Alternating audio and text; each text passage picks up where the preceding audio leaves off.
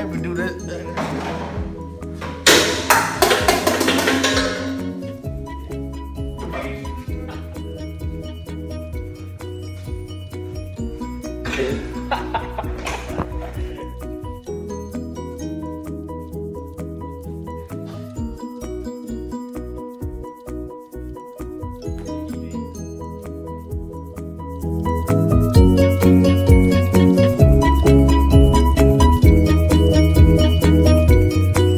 Guys, I just got a message from the group. Jair will be back soon, but I'm gonna talk about one more thing to go ahead and take us into the next topic. So this is about the Rockets and Warriors game last night. And now this, guys, this is a very controversial topic. Everybody thought that there was an altercation when CP3 had grabbed the ref, or if you don't know who CP3 is, it's Chris Paul. He had grabbed the ref and got ejected from the game after being a dumb foul being called and then not being called. And a lot of people think that the Rockets got cheated out of this game. I don't believe that the Rockets got cheated out of this game. I'm not a Warriors fan, but I think the game was called fair and square. They played the game and they lost. It's just simple. Like, there's nothing you could do about it. The whole time, James Harden, everybody was talking about how Klay Thompson jumps into people when he shoots. All James Harden does is pump fake and jump into other people. And I just wanted to talk about that, guys, because my Twitter has been blowing up with fans and different people talk about the Rockets game, talk about the Rockets game, talk about the Rockets game. So for today's episode, our episode of the podcast, I just wanted to make sure that we could talk about the Rockets game because that's going to be a very controversial topic moving on, because a lot of Rockets fans are going to feel like if the Warriors win the series, it's going to be because that one game. So yeah, we are now another commercial break, guys, and now we're going to be back at it with Jair on More News. All right, welcome back to On the Clock. I'm Hayden, and today our topics are, coming in from different viewers, Dwayne Wade along with Dirk retired from the NBA. And how do I feel about this? Well, I feel that a lot of our veteran NBA players like Dwayne Wade and Dirk are leaving the NBA because not only are they getting old, but they're starting to get to the point in their lives when family needs to come first.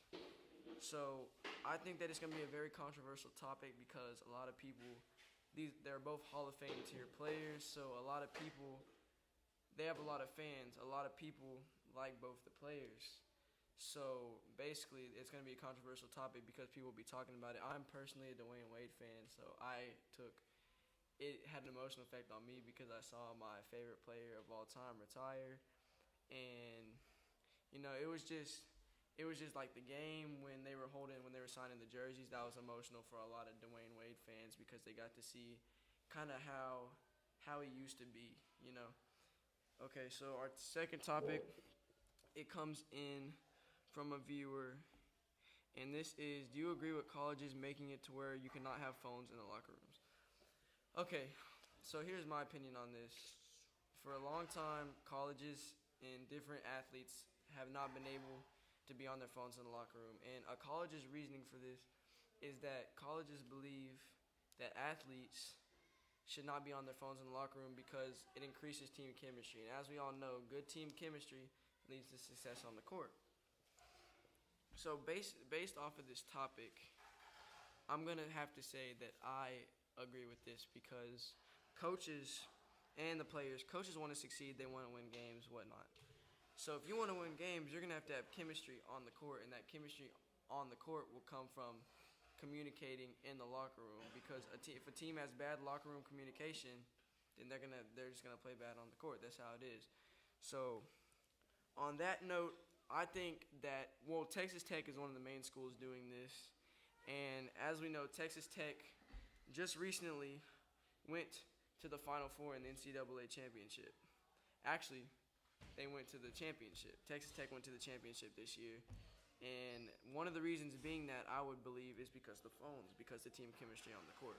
So I think this is a very good thing for colleges to take up because not only it'll also bond the players together, and it'll bring them together off the court. So, for example, when you go out to eat, you see a lot of people on their phones when you go out to eat, and no one's communicating, which is mainly families.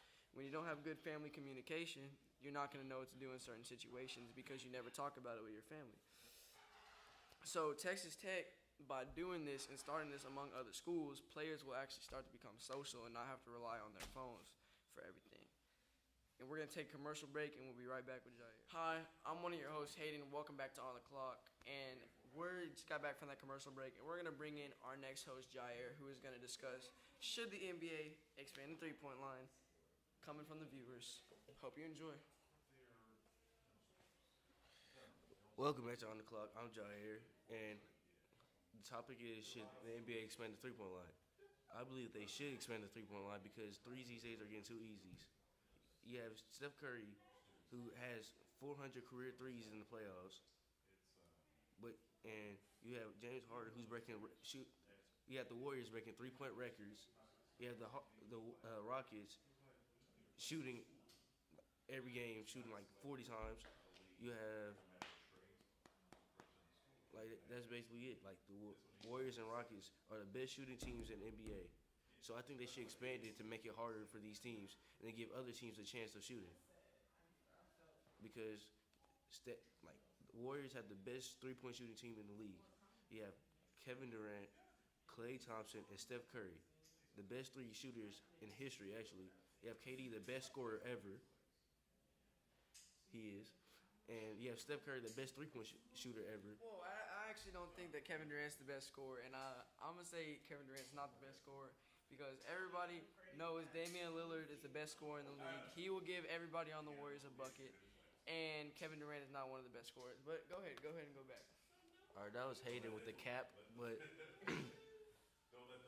how many times have the Trailblazers get swept by the Warriors? Guys, I know y'all like when this argument stuff starts happening, so I'm going to say that I think Damian Lillard is a better player because he is a better clutch player. And in the playoffs, it's about being clutch. There's no games that are blowouts in the playoffs. You might find one or two here and there, but most games are going to be clutch. And guess what Damian Lillard is? Clutch. Kevin Durant is not clutch. But arguably, they call Kevin Durant one of the clutchest players ever, too. Damian Lillard, you see this? Damian Lillard has ice in his veins. And I know everybody, all the fans out there watching, you know Damian Lillard has ice in his veins. He is just that guy. You call on his name, he's going to hit the shot. You know what that was? That was retarded, boy. Wadi, can you give me more proof on this argument? All right. In the playoffs, KD is 11th all-time leading scorer. Damian Lillard has been in years. Damian Lillard won Rookie of the Year. No, but that's not the point. No, that's not the point. Has Damian Lillard won All-Star Game MVP? No, that's not the point. How many times has Damian Lillard made it to the finals? That's not the point. No, how many times has Damian Lillard get swept in the first round? Y'all hear this, guys? This is the playoffs. In the playoffs, who are you going to want to hit the game-winning shot? KD. No. But you're going to want the ball in Damian Lillard's hands. No. Anyway, guys. Let's ask Quentin. Quentin, come here. Who would you have? No, I got it. The fans want Quentin. All right, so this is Quentin. He's going to be our guest today. Who would you want the ball in? Whose hands would you want the ball in the playoffs? Kevin Durant or Damian Lillard? Kevin Durant. Why? Can you tell me why? Dame. No, exactly. Dame. You basing it off of what happened that last time, but you don't know he's gonna do it multiple. KD did it multiple times. Damian Lillard did it multiple times. In my opinion, Damian did it multiple. Thank you. Damian might get a bucket, but KD 6'10" and could shoot as well as Dame.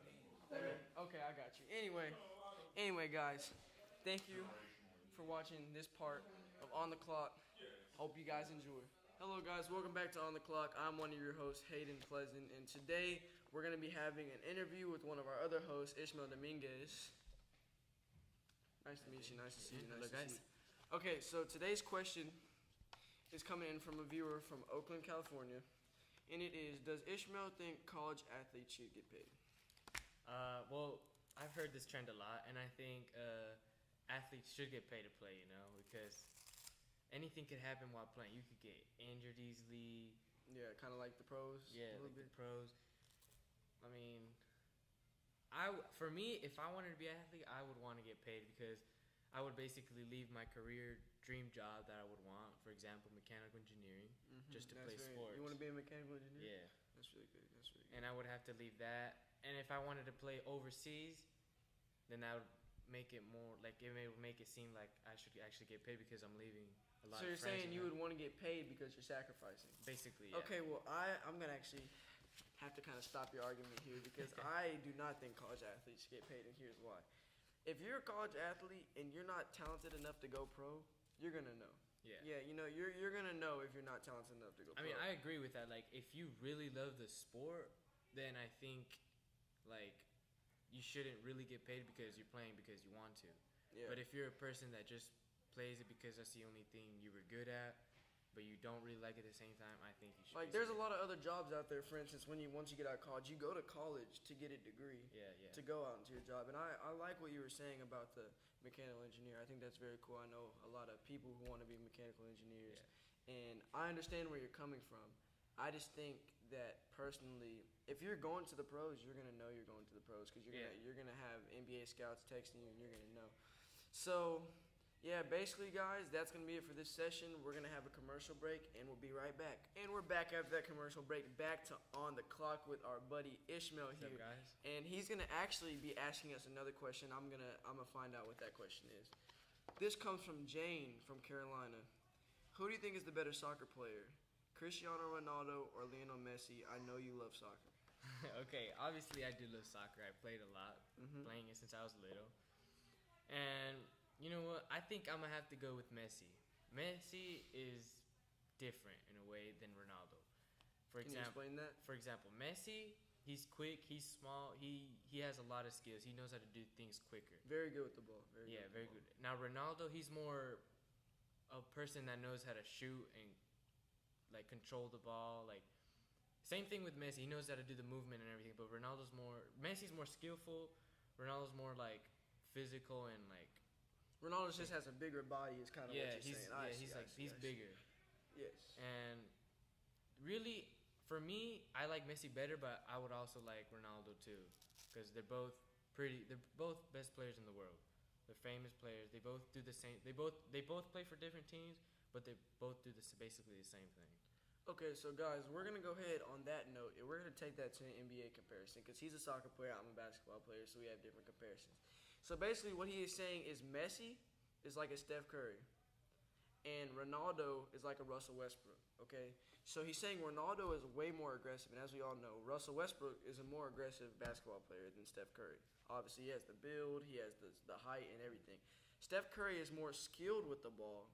He's just not as quick and as strong and as physical to dominate with the ball as Russell Westbrook. So, yeah, thank you for being on the show today. And wait, my bad, I didn't mean to interrupt. I you. mean, Go ahead. okay, Go ahead, go. well, I mean, when you said like Steph has more skillful but slow, Yeah. Messi isn't. I would say Ronaldo's a little bit slower because Messi's quicker with his feet. Yeah. But he's skillful, so I think Messi would probably be a little bit faster than Ronaldo, but still the same. All right, guys. Well, that's Ishmael Dominguez on the news today, and we'll see you next episode of On the Clock. Welcome back to On the Clock, guys. I'm your host, Hayden, and we are still, after this commercial break, still at Legacy the School of Sports Sciences, the beautiful school itself. As you can see, students are in the classroom right there. But today we have a question coming from Oakland, California, from Rick, and he asks, how do you feel about boys playing girls volleyball? Now, as we know, this is a very controversial topic in sports right now with the whole gender rolling thing, the gender profiling, talking about how boys should not be allowed to play a girls' sport. But I think that boys should be able to play girls' volleyball. And this is why I think that, guys. I think that everybody has an equal role in society. Everybody should have their own rights. And I don't think that just because volleyball is a girls' sport, boys can't be allowed to play. Boys should be allowed to play volleyball because you can't take something away from somebody. For instance, that's like saying a dog can't play with a cat toy. Yeah, it's kind of weird for a dog to play with a cat toy, but at the end of the day, you want the dog to have fun. You know, you want the dog to be able to do what he wants to do. Dogs play with cat toys all the time, so I don't find any reason why dudes cannot play girls volleyball. Now, I do believe that there should be some restrictions on how many men can play volleyball with girls because then people start complaining about how men are better, how men are more athletic and more strong. So it starts to cause some controversy in the community. But yeah, I believe that boys should be allowed to play girls volleyball. Anyway, you're watching On the Clock. I'm your host, Hayden. Thank you. Hey guys, I'm your host, Hayden. Welcome back to On the Clock. And as y'all can see already, today we are not in a normal setting, office setting. We're actually at Legacy, the School of Sports Sciences, one of the best schools in Texas. You should definitely check it out if you haven't already checked it out.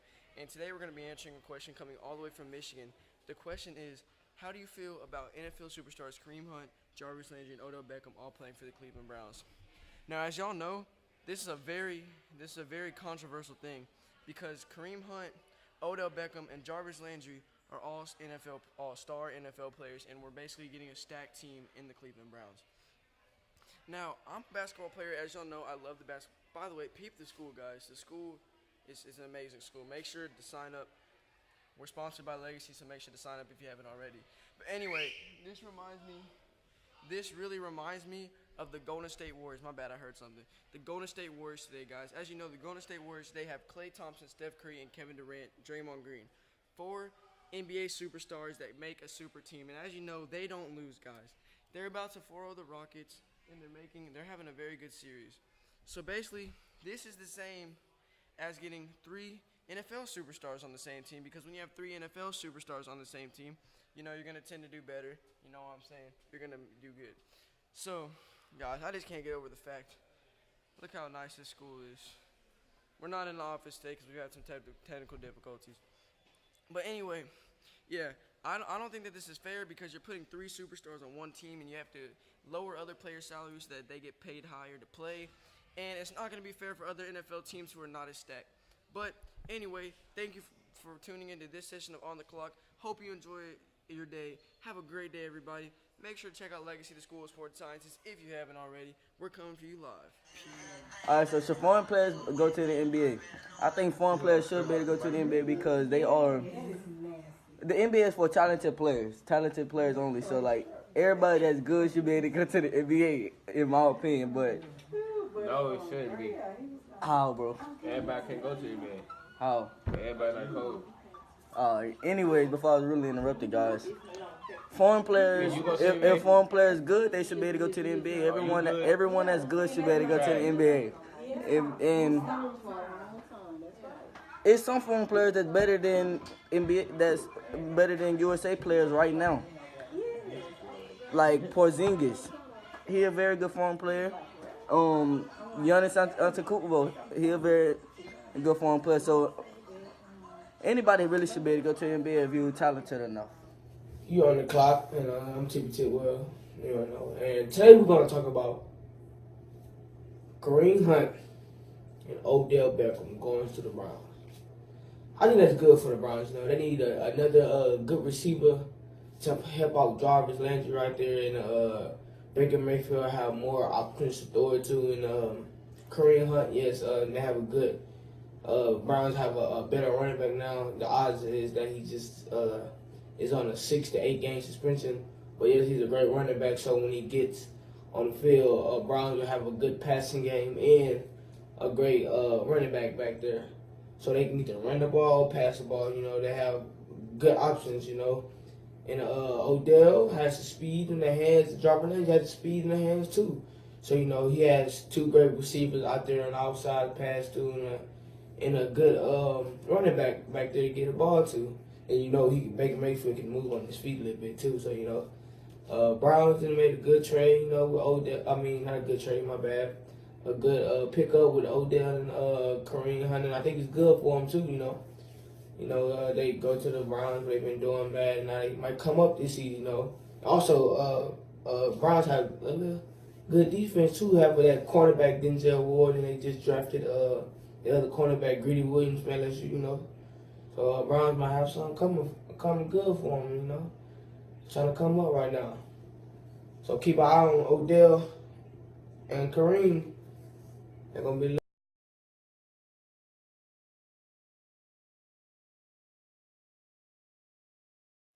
Bro, is this thing on?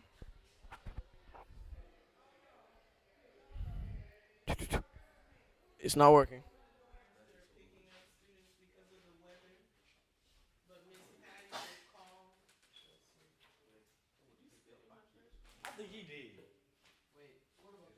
Welcome back to. What's it called? On the Clock. Welcome to.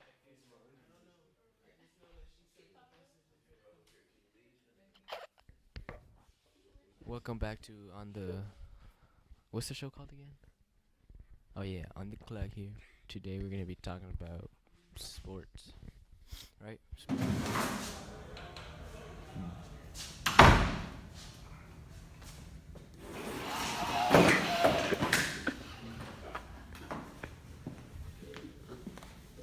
I even do this.